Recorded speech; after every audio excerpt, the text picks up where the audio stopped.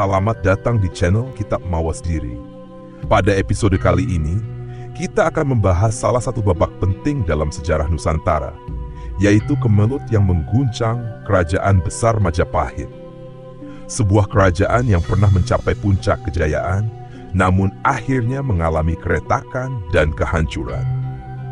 Mari kita bersama-sama menyelami perjalanan dramatis yang mengubah wajah sejarah Jawa dan Nusantara ini. Pada masa pemerintahan Hayam Wuruk, Majapahit mencapai puncak kejayaannya. Hayam Wuruk, yang dikenal juga dengan nama Raja Sanagara, naik tahta pada tahun 1336 Masehi ketika masih berusia muda. Didampingi oleh Mahapati legendaris Gajah Mada, ia membawa Majapahit menjadi kerajaan maritim terbesar di Nusantara, bahkan dikenal hingga mancanegara. Majapahit dikenal sebagai pusat perdagangan dan kebudayaan yang maju. Pelabuhan-pelabuhannya ramai oleh kapal-kapal dari Cina, India, dan Timur Tengah. Kekayaan Majapahit tidak hanya terletak pada perdagangan, tetapi juga pada pertaniannya yang subur, sistem administrasi yang rapi, dan keberhasilan diplomasi politiknya. Peran Gajah Mada menjadi kunci dalam penyatuan Nusantara. Melalui Sumpah Palapa yang diucapkannya saat dilantik sebagai Mahapati pada tahun 1334 Masehi, ia bersumpah tidak akan menikmati rempah-rempah sebelum seluruh wilayah Nusantara bersatu di bawah kekuasaan Majapahit. Dengan strategi militer yang brilian, Gajah Mada berhasil menaklukkan berbagai wilayah, termasuk Bali, Tumas Singapura, dan sebagian wilayah Sumatera, Kalimantan, serta Maluku. Namun, di balik kejayaan ini, mulai terlihat tanda-tanda keretakan. Ambisi Gajah Mada yang besar terkadang menimbulkan ketegangan di dalam istana, terutama dengan para bangsawan yang merasa tersingkir. Selain itu, peristiwa Bubat pada tahun 1357 Masehi, ketika rombongan pengantin dari kerajaan Sunda dihancurkan oleh pasukan Majapahit, menimbulkan kontroversi besar yang mencoreng reputasi Gajah Mada. Hayam Wuruk sendiri dilanda dilema, terjebak antara kebesaran Gajah Mada dan keretakan hubungan dengan kerajaan-kerajaan lain. Meski demikian, periode ini tetap dikenang sebagai masa keemasan Majapahit. Berbagai peninggalan budaya, seperti Kakawin Nagarakretagama dan arsitektur candi-candi besar seperti Candi Penataran, menjadi bukti kemegahan zaman tersebut. Hayam Wuruk tidak hanya dianggap sebagai raja yang bijaksana, tetapi juga sebagai pemimpin yang memahami pentingnya seni, sastra, dan harmoni dalam mempersatukan kerajaan yang begitu luas. Bagaimanapun, masa kejayaan ini menyimpan benih-benih yang kelak mengguncang Majapahit dari dalam. Sejarah mencatat bahwa dalam setiap puncak kejayaan selalu tersembunyi awal mula dari sebuah keruntuhan. Wafatnya Raja Hayam Wuruk pada tahun 1389 Masehi menjadi awal dari masa kelam bagi Kerajaan Majapahit.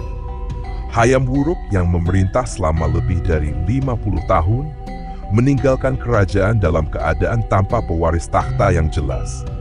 Ketidakpastian ini segera memicu konflik internal yang berkepanjangan. Sebelum wafat, Hayam Wuruk tidak memiliki putra sebagai penerus takhta. Putrinya, Kusumawardhani, telah menikah dengan Wikramawardhana, seorang bangsawan yang dianggap cakap untuk melanjutkan pemerintahan. Namun, Bre Wirabumi, putra Hayam Wuruk dari seorang selir, juga mengklaim hak atas takhta. Klaim ini didasarkan pada kedudukannya sebagai anggota keluarga raja, meskipun lahir dari garis keturunan selir, yang dianggap memiliki posisi lebih rendah dalam tradisi Majapahit. Ketegangan antara kedua pihak mulai memanas sejak tahun-tahun pertama setelah wafatnya Hayam Wuruk. Wikramawardhana sebagai menantu raja mendapat dukungan besar dari istana dan para bangsawan utama. Namun, Bre Wirabumi juga memiliki pengikut yang loyal, terutama dari wilayah timur Majapahit, yang ia kuasai sebagai seorang adipati. Perpecahan ini tidak hanya bersifat politik, tetapi juga memperlihatkan rivalitas antara pusat kekuasaan di Trowulan dan wilayah-wilayah luar yang merasa kurang diperhatikan. Konflik ini mencapai puncaknya pada awal abad ke-14 ketika kedua pihak memobilisasi kekuatan militer untuk memperjuangkan klaim masing-masing. Perang besar yang dikenal sebagai Perang Paregreg pun pecah. Perang ini dinamakan demikian karena berlangsung di daerah Paregreg yang terletak di perbatasan wilayah pusat dan timur Majapahit. Perang Paregreg yang berlangsung selama bertahun-tahun menandai awal dari keruntuhan internal Majapahit. Selain melemahkan kekuatan militer kerajaan, perang ini juga menciptakan celah bagi pihak-pihak luar, termasuk para adipati pesisir yang mulai bergerak secara independen. Wikramawardhana akhirnya keluar sebagai pemenang, tetapi kemenangannya ini tidak membawa kedamaian. Kerajaan sudah terlalu lemah oleh perang saudara, dan dampaknya dirasakan dalam tahun-tahun berikutnya. Wafatnya Hayam Wuruk bukan hanya kehilangan seorang raja, tetapi juga akhir dari kepemimpinan yang mampu menyatukan berbagai kepentingan dalam kerajaan. Dengan kematiannya, Majapahit mulai memasuki masa-masa penuh kemelut yang akan menggerogoti kebesarannya secara perlahan tetapi pasti. Perang Paregreg yang terjadi pada penghujung abad ke-14 Masehi adalah salah satu episode paling kelam dalam sejarah Majapahit. Perang ini merupakan puncak dari perselisihan antara Bre Wirabumi, putra Hayam Wuruk dari seorang selir, dan Wikramawardhana, suami Kusumawardhani yang merupakan putri sah Hayam Wuruk. Konflik ini tidak hanya menjadi perang saudara, tetapi juga menghancurkan harmoni yang selama ini menjadi kekuatan utama kerajaan. Awal mula perang. Setelah wafatnya Hayam Wuruk pada tahun 1389 Masehi, klaim atas tahta Majapahit menjadi sumber perseteruan. Bre Wirabumi merasa memiliki hak atas tahta karena darah raja yang mengalir dalam dirinya, meskipun ia berasal dari garis selir. Sebaliknya, Wikramawardhana didukung oleh Kusumawardhani dan mayoritas bangsawan utama karena posisinya sebagai menantu resmi raja. Perselisihan ini berkembang menjadi konflik terbuka ketika Bre Wirabumi mulai menunjukkan ambisi politiknya dengan memobilisasi kekuatan dari wilayah timur Majapahit. Di sisi lain, Wikramawardhana yang memegang kendali atas istana di Trowulan merasa perlu mempertahankan kekuasaannya dari ancaman Bre Wirabumi.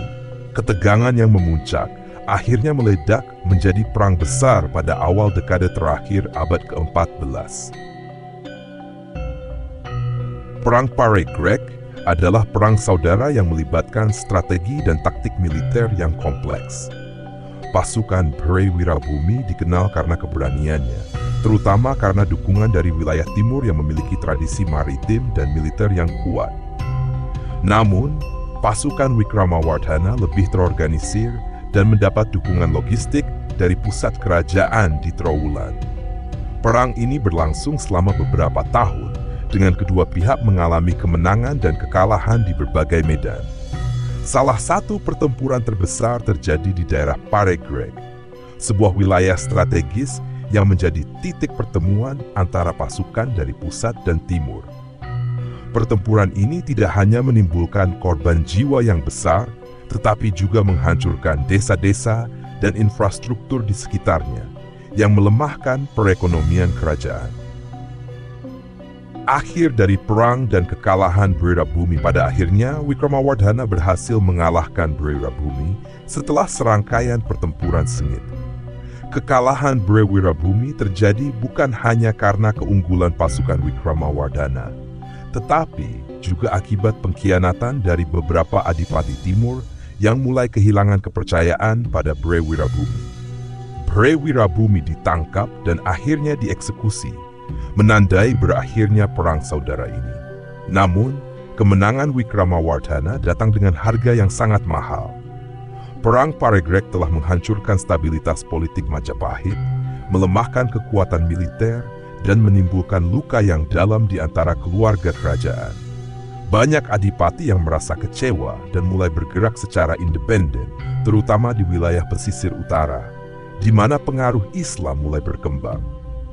Perang Paregreg tidak hanya menjadi akhir dari Bre Wirabumi, tetapi juga awal dari keruntuhan Majapahit.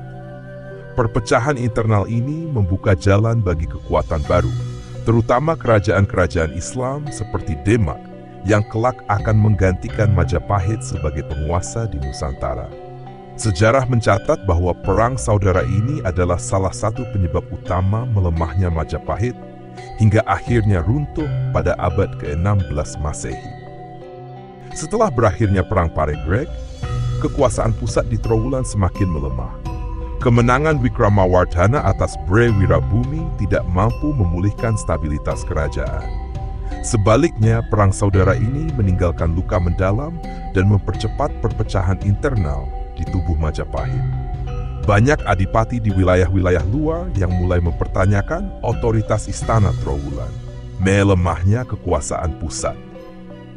Kerajaan Majapahit pada awalnya memiliki sistem pemerintahan terpusat yang kuat, dengan raja sebagai pemegang kekuasaan tertinggi. Namun, setelah Perang Paregreg, pengaruh istana semakin merosot. Kekayaan yang terkuras akibat perang, disertai kerusakan infrastruktur dan perdagangan, membuat Majapahit kehilangan kendali atas wilayah-wilayahnya. Pajak dari daerah semakin sulit dipungut dan istana tidak lagi mampu memberikan perlindungan atau dukungan yang memadai kepada para adipati di daerah-daerah jauh. Adipati-adipati yang sebelumnya tunduk pada Majapahit mulai menunjukkan sikap independen. Mereka membangun kekuatan militer sendiri, membuat perjanjian dagang dengan pihak luar, dan bahkan mulai bersaing dengan pusat kerajaan. Wilayah pesisir utara Jawa seperti Demak, Tuban, dan Gresik menjadi semakin makmur karena posisinya yang strategis dalam perdagangan maritim. Sebaliknya, Trowulan sebagai ibu kota kerajaan perlahan kehilangan peran pentingnya. Bangkitnya para adipati. Salah satu faktor utama yang mendorong para adipati untuk bersikap independen adalah lemahnya kontrol istana Trowulan. Mereka menyadari bahwa kekuatan militer pusat telah terkikis akibat perang saudara, sehingga kesempatan untuk melepaskan diri dari pengaruh Majapahit semakin besar. Adipati-adipati ini, yang semula hanyalah penguasa wilayah di bawah Majapahit, mulai bertransformasi menjadi pemimpin yang otonom. Di wilayah pesisir utara, para adipati seperti Demak dan Gresik memanfaatkan kemakmuran perdagangan untuk membangun kekuatan politik dan ekonomi. Dengan posisi geografis yang strategis, mereka menjadi pintu gerbang perdagangan internasional yang menghubungkan Jawa dengan Cina, India, dan Timur Tengah. Peran para adipati ini semakin penting, sementara pengaruh Trowulan di wilayah-wilayah tersebut terus menurun. Pengaruh Islam di pesisir utara Jawa. Pada masa ini, agama Islam mulai mendapatkan pengikut di wilayah pesisir utara Jawa. Pengaruh Islam datang melalui jalur perdagangan, terutama dari pedagang Gujarat, Arab, dan Cina Muslim. Para adipati pesisir yang ingin memperkuat posisi mereka mulai mendukung penyebaran Islam di wilayah kekuasaan mereka. Selain itu, agama Islam menawarkan sistem sosial dan hukum yang menarik bagi masyarakat setempat, yang merasa terpinggirkan oleh kebijakan pusat Majapahit yang berpusat pada sistem Hindu-Buddha. Kota-kota seperti Demak, Gresik, dan Jepara menjadi pusat penyebaran Islam. Para ulama dan pedagang Muslim tidak hanya menyebarkan agama, tetapi juga membangun hubungan dagang yang kuat dengan wilayah luar Nusantara. Dukungan mereka kepada para adipati pesisir semakin memperkuat posisi politik wilayah pesisir dibandingkan dengan pusat kerajaan. Majapahit menuju kemunduran. Melemahnya kekuasaan pusat, disertai bangkitnya adipati-adipati daerah yang bersikap independen, menandai awal dari pergeseran kekuasaan di Nusantara. Para adipati yang sebelumnya hanya bawahan Majapahit, kini menjadi ancaman nyata bagi istana Trowulan. Sementara itu, pengaruh Islam yang semakin kuat di wilayah pesisir utara membuat Majapahit kehilangan kendali atas bagian penting dari jaringan perdagangan maritimnya. Kemelut internal ini bukan hanya masalah perebutan kekuasaan, tetapi juga transformasi besar dalam struktur politik dan sosial di Jawa. Keretakan ini membuka jalan bagi munculnya kekuatan-kekuatan baru, terutama kerajaan-kerajaan Islam, yang kelak akan menggantikan Majapahit sebagai penguasa utama di Nusantara. Majapahit meskipun masih bertahan secara nominal, mulai kehilangan kedikdayaannya dan memasuki fase terakhir dari sejarah panjangnya. Setelah mengalami berbagai kemelut internal, Majapahit menghadapi ancaman baru dari luar. Jika pada masa kejayaannya Majapahit mampu memperluas pengaruhnya ke seluruh Nusantara, pada abad ke-15 kerajaan ini justru harus bertahan menghadapi serangan dari berbagai pihak. Kekuasaan yang melemah akibat perang saudara, disertai bangkitnya kerajaan-kerajaan baru, terutama kerajaan-kerajaan Islam, membuat Majapahit semakin terdesak. Ancaman dari kerajaan Sunda dan kerajaan-kerajaan Nusantara. Kerajaan Sunda, yang selama berabad-abad menjaga hubungan baik dengan Majapahit, mulai menunjukkan sikap yang lebih mandiri. Sejak peristiwa Bubat pada tahun 1357 Masehi, hubungan antara kedua kerajaan ini memburuk. Kerajaan Sunda memperkuat kedudukannya di bagian barat Jawa, dan pada abad ke-15, wilayah tersebut semakin terlepas dari pengaruh Majapahit. Selain itu, beberapa kerajaan di Nusantara yang sebelumnya tunduk pada Majapahit, seperti di wilayah Sumatera dan Kalimantan, mulai bergerak bebas. Kesultanan Malaka, yang berdiri pada pertengahan abad ke-15, menjadi kekuatan baru di Selat Malaka.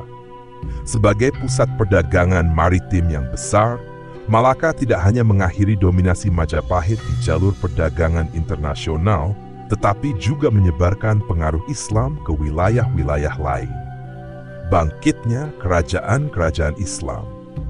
Salah satu ancaman terbesar bagi Majapahit adalah munculnya kerajaan-kerajaan Islam di pesisir utara Jawa. Kota-kota seperti Demak, Gresik, Tuban, dan Jepara yang sebelumnya merupakan bagian dari kekuasaan Majapahit mulai berkembang menjadi pusat-pusat kekuatan baru. Para penguasa daerah ini tidak hanya menguasai perdagangan, tetapi juga mendapatkan legitimasi dari dukungan ulama dan masyarakat Muslim setempat.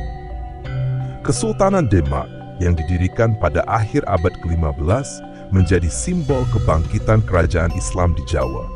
Dipimpin oleh Raden Patah yang konon memiliki garis keturunan dari Majapahit, Demak mulai menantang kekuasaan pusat di Trowulan.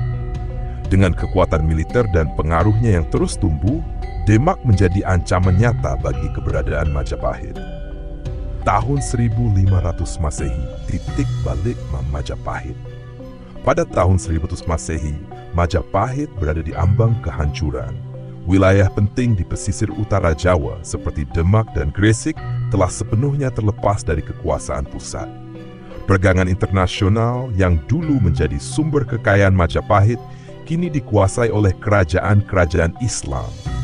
Sementara itu, di dalam kerajaan konflik internal terus berlanjut, melemahkan struktur politik dan militer yang tersisa. Serangan-serangan dari Demak semakin sering terjadi. Salah satu peristiwa penting adalah penyerangan Trowulan oleh pasukan Demak yang dipimpin oleh Raden Patah pada awal abad ke-16. Serangan ini menghancurkan ibu kota Majapahit dan memaksa sisa-sisa keluarga kerajaan untuk mundur ke pedalaman atau melarikan diri ke Bali.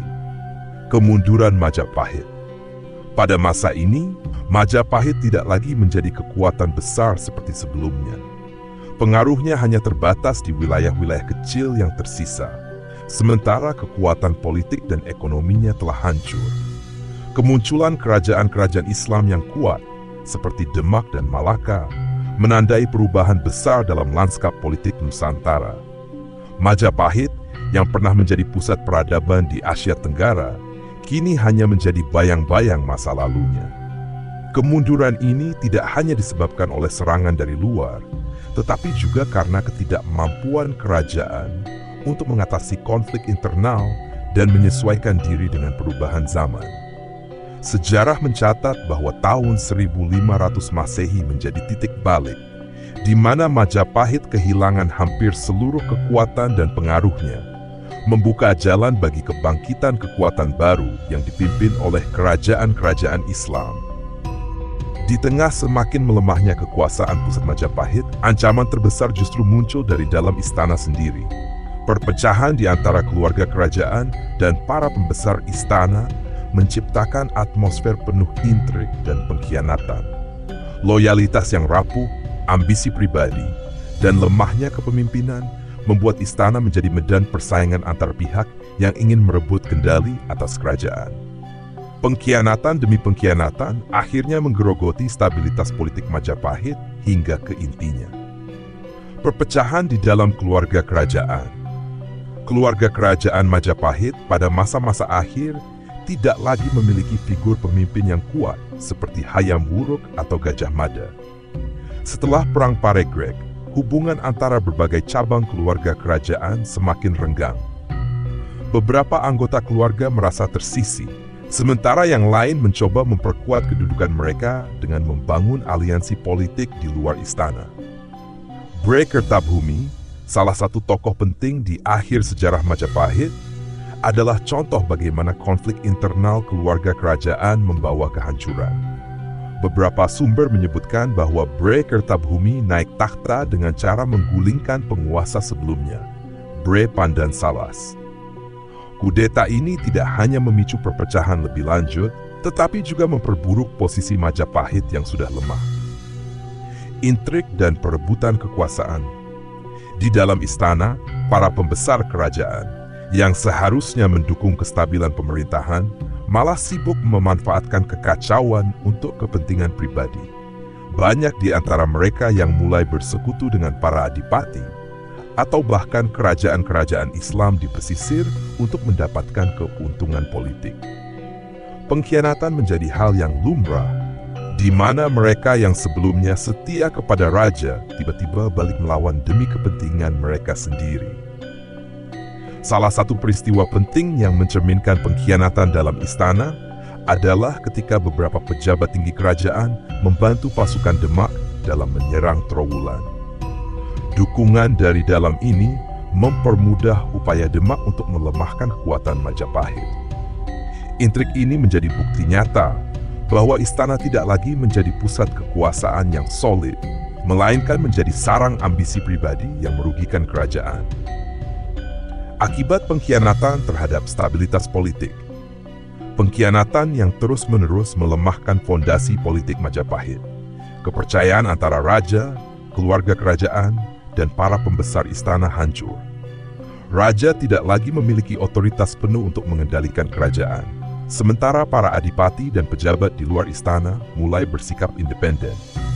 Di sisi lain, intrik dan konflik internal memberikan keuntungan besar bagi musuh-musuh Majapahit, terutama Kesultanan Demak. Para penguasa Demak dengan cermat memanfaatkan ketidakstabilan di dalam Majapahit untuk memperluas pengaruh mereka. Dengan membangun aliansi dengan tokoh-tokoh yang tidak puas di istana, Demak semakin mudah memperlemah kerajaan dari dalam tanpa harus mengerahkan kekuatan militer yang besar. Keruntuhan yang tak terhindarkan. Pengkhianatan di dalam istana Majapahit menjadi salah satu faktor utama yang mempercepat keruntuhan kerajaan. Tanpa adanya persatuan di antara keluarga kerajaan dan para pejabat tinggi, Majapahit kehilangan kemampuan untuk merespons ancaman dari luar maupun memperbaiki kondisi internalnya. Sejarah mencatat bahwa kejatuhan Majapahit tidak hanya disebabkan oleh kekuatan musuh dari luar, tetapi juga oleh kehancuran dari dalam. Pengkhianatan demi pengkhianatan di dalam istana bukan hanya mencerminkan keruntuhan moral di kalangan elit kerajaan, tetapi juga memperlihatkan betapa pentingnya persatuan dalam mempertahankan kekuasaan. Pada akhirnya, Majapahit tumbang bukan semata karena kekuatan musuh, tetapi karena kelemahan dan pengkhianatan di dalam dirinya sendiri. Awal abad ke-16 Masehi menjadi akhir dari perjalanan panjang kerajaan Majapahit sebagai kekuatan besar di Nusantara. Konflik internal yang tak kunjung usai, disertai dengan serangan dari luar, membuat ibu kota Majapahit di Trowulan akhirnya jatuh ke tangan Kesultanan Demak. Peristiwa ini menjadi simbol runtuhnya Majapahit, menyisakan sisa-sisa kekuasaannya yang bertahan di Bali. Serangan Demak di bawah kepemimpinan Raden Patah. Raden Patah, pendiri Kesultanan Demak, memiliki hubungan darah dengan Majapahit. Banyak catatan yang menyebutkan bahwa ia adalah putra Bre Kertabhumi dari seorang selir Cina. Meski memiliki hubungan kekerabatan, Raden Patah berseberangan dengan Majapahit karena perbedaan ideologi dan tujuan politik.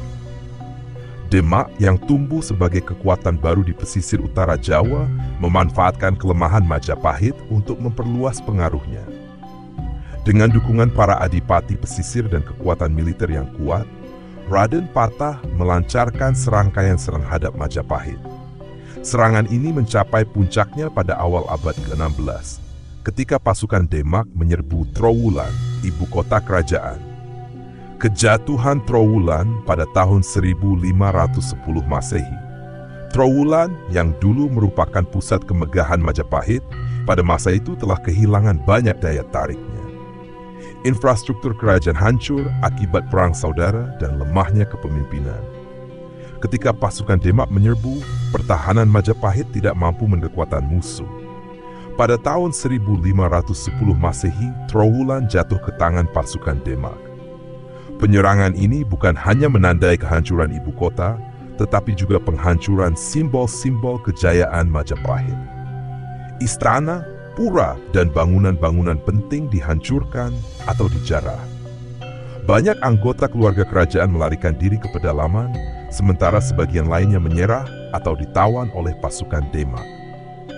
Majapahit kehilangan pusat kekuasaan. Dengan jatuhnya Trowulan, Majapahit kehilangan pusat kekuasaannya. Istana kerajaan yang selama berabad-abad menjadi pusat administrasi dan kebudayaan, kini tinggal puing-puing. Para adipati yang tersisa tidak lagi mengakui otoritas Majapahit, melainkan beralih ke Kesultanan Demak sebagai kekuatan dominan yang baru.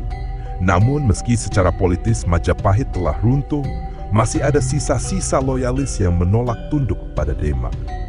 Mereka melarikan diri ke wilayah timur, terutama ke Bali.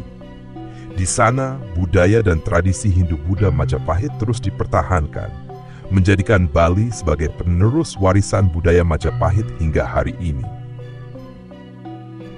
Jatuhnya Trowulan bukan hanya akhir dari sebuah kota, tetapi juga simbol runtuhnya sebuah era. Majapahit yang pernah berjaya di bawah Hayam Wuruk dan Gajah Mada, kini tinggal kenangan. Keruntuhan ini tidak hanya disebabkan oleh serangan dari luar, tetapi juga oleh kelemahan internal yang telah menggerogoti fondasi kerajaan selama bertahun-tahun. Majapahit mungkin telah runtuh sebagai kekuatan politik, tetapi warisannya tetap hidup dalam budaya, seni, dan tradisi Nusantara. Sisa-sisa kejayaan Majapahit masih dapat ditemukan di Bali, dan pengaruhnya tercermin dalam berbagai aspek kebudayaan Jawa dan Indonesia secara keseluruhan. Keruntuhan Trowulan menandai berakhirnya salah satu babak terbesar dalam sejarah Nusantara, sekaligus membuka jalan bagi era baru di bawah kekuasaan kerajaan-kerajaan Islam. Meski Majapahit telah runtuh sebagai sebuah kekuatan politik pada awal abad ke-16, jejaknya tetap hidup dalam berbagai aspek kehidupan di Nusantara. Warisan budaya, politik, dan sosial, Majapahit terus memengaruhi sejarah, bahkan menjadi inspirasi penting bagi bentukan identitas bangsa Indonesia modern. Kerajaan ini dikenang tidak hanya sebagai salah satu kerajaan terbesar dalam sejarah Nusantara, tetapi juga sebagai simbol persatuan, kejayaan, dan keberagaman. Pengaruh butik dan sosial Majapahit. Warisan budaya Majapahit dapat ditemukan dalam berbagai bentuk seni, sastra, dan tradisi di Nusantara. Arsitektur candi-candi seperti Candi Dajenang Ratu dan Candi Brahu mencerminkan kemajuan seni bangunan pada masa itu. Tradisi seni ukir, gamelan, dan tari-tarian juga sebagian besar berkembang dari budaya Majapahit yang tetap dilestarikan hingga kini, terutama di Bali. Dalam dunia sastra, karya-karya seperti Nagara Kertagama dan Sutasoma dari era Majapahit memberikan gambaran penting tentang kehidupan sosial, budaya, dan politik kerajaan ini. Nagara Kertagama secara khusus menjadi sumber utama tentang konsep negara yang meliputi berbagai wilayah di Nusantara. Sedangkan dalam Sutasoma tercantum semboyan Bhinneka Tunggal Ika, yang kemudian menjadi dasar filosofi persatuan dalam keberagaman di Indonesia. Dari segi sosial, Majapahit mencerminkan keberagaman etnis dan agama yang hidup berdampingan. Agama Hindu-Buddha menjadi fondasi spiritual kerajaan, tetapi pengaruh agama-agama lokal dan kemudian Islam juga mulai masuk dan berbaur pada masa akhir Majapahit. Pola hidup pluralis ini menjadi cerminan awal dari keberagaman sosial di Nusantara. Peran Majapahit sebagai inspirasi integrasi Nusantara.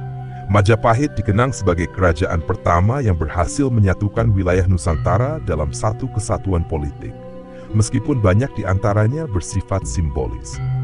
Di bawah Hayam Wuruk dan Gajah Mada, cita-cita Dwi Pantara Mandala, sebuah konsep kekuasaan atas berbagai pulau di Nusantara, diwujudkan melalui ekspansi diplomasi dan militer.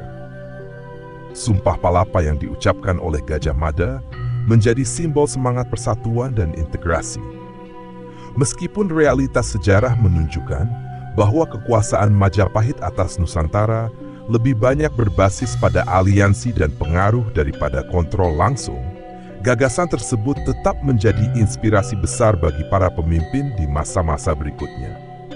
Semangat persatuan ala Majapahit inilah yang kemudian dihidupkan kembali dalam perjuangan kemerdekaan Indonesia. Konsep Nusantara yang dicetuskan pada masa Majapahit menjadi dasar bagi penyebutan wilayah Indonesia modern yang mencakup beragam pulau dan budaya. Sejarah Majapahit dalam identitas Indonesia modern.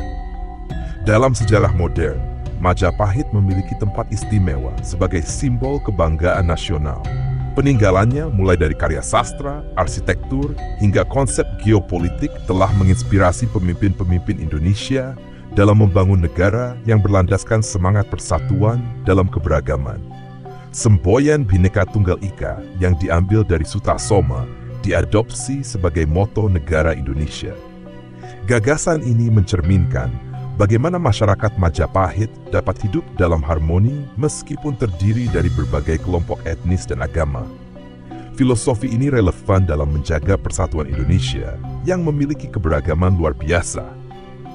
Selain itu, berbagai ritual dan tradisi budaya yang berasal dari Majapahit, seperti tradisi Hindu Bali, perayaan Nyepi, dan seni ukir, tetap dipraktikkan dan menjadi bagian integral dari warisan budaya Indonesia.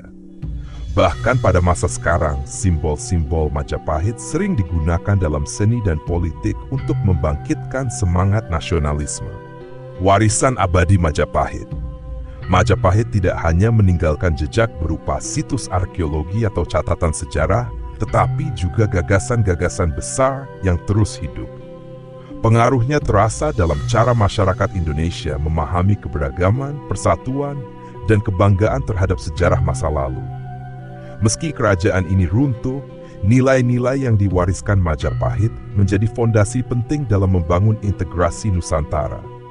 Sebagai bagian tak terpisahkan dari perjalanan bangsa, Majapahit tetap dikenang sebagai simbol kejayaan, persatuan, dan identitas bersama bagi seluruh masyarakat Indonesia. Sejarah Majapahit, dengan segala kelebihan dan kekurangannya, mengajarkan kita bahwa kejayaan dapat diraih melalui harmoni dalam keberagaman. Warisan inilah yang menjadikan Majapahit lebih dari sekadar sebuah kerajaan yang pernah ada, tetapi juga sebagai bagian dari jiwa bangsa yang terus hidup hingga hari ini. Terima kasih telah menyimak pembahasan kita kali ini di Kitab Mawas Diri. Sejarah selalu mengajarkan kita banyak hal, dan dari kemelut yang terjadi di Majapahit, kita bisa belajar tentang pentingnya persatuan, kebijaksanaan, dan ketahanan dalam menghadapi tantangan zaman.